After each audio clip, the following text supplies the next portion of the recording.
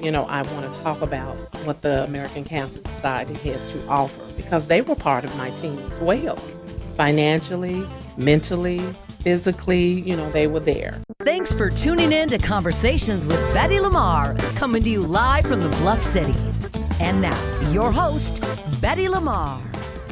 I am your host, Betty LaMarr. Who is Stephanie, and when were you diagnosed? Well, I was diagnosed in September the 10th, 2012. So I am a proud 7-year breast cancer survivor. Okay, so take me there. When did you realize something was going on with your breast? Well, actually, my diagnosis was through a mammogram. So it's very, very important that women get their mammograms. I can't tell you, I would not be here today if I had not have been practicing early detection techniques. And that's what mammograms are. They're early detection techniques. My grandmother died from breast cancer, so I knew that it was in my family. So I'm an advocate of taking care of your body. My mother's always instilled in me, you have got to go and get your checkups. Yes. So, I went and got my mammogram and had a biopsy after that because my mammogram was abnormal. I got the biopsy, and they told me that, I had breast cancer. And I've always been so healthy, just healthy, perfect blood pressure, perfect cholesterol, everything. So I was literally blindsided, Okay. It just knocked me to my core, and if I didn't have my family, I don't know what I would have done. I affectionately call them Team Turner. Okay. Because it took a team to get me back to where I am. And most women don't have what I had or what I have, my family. My mom, my dad, my sister. I couldn't work during that time because at that time I was an entrepreneur in sales and I couldn't work. I get choked up when I talk about it because my sister, she said, don't you worry about it. Okay. She wrote me a check every 2 weeks. Every 2 weeks.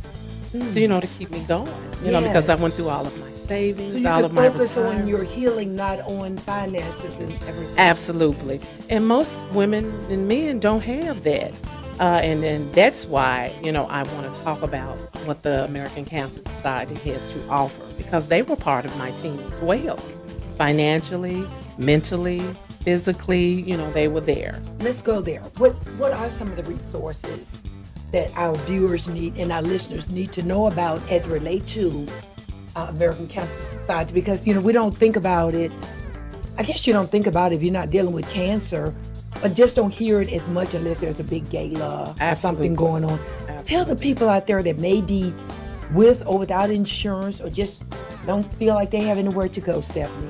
Okay. Well, I've been volunteering with the American Cancer Society for 20 plus years. And the group that I work with, we're called the Community Health Advisors. What we do is we go out into the underserved areas. Okay. Health fairs, church health fairs, school health fairs, community health fairs. And what we do is we talk to individuals and we have them fill out a survey. So therefore, we know that when they're uninsured.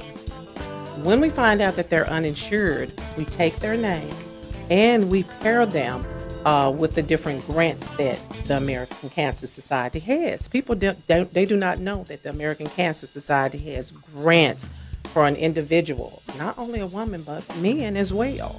They have prostate checks, mammograms, pap smears, so it's no reason why anyone should be walking around without, going to the doctor. Because, again, the American Cancer Society, they have grants that will pay for all that. And then most people, they're scared to even do that, have the mammograms, because if they have a diagnosis, of cancer, they're thinking, well, what am I going to do as far as the treatment? How am I going to pay that? Wait a minute.